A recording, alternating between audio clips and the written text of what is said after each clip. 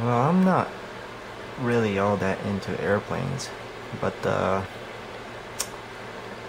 my brother is pretty much addicted to this plane, and this is a SU-37.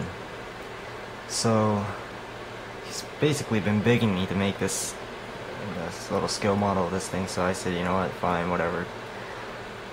And yeah, I started working on it about 3 days ago, and so told him to get all the printouts that I need, just like these, and so he did. So unfortunately our printer, well, at least for these one, didn't quite print out the way I wanted, so I basically got myself just traced out the basic outline, and then using this one, which somehow printed out perfectly fine, drew out the basic framework, all the major ones. And the reason for that is that before I started, I thought to myself, you know, how can I make a realistic model that looks decent? And well, I figured if you make it just like the real things, then there's no reason why it shouldn't look like a real thing. So that's what I'm doing, is making this little individual framework.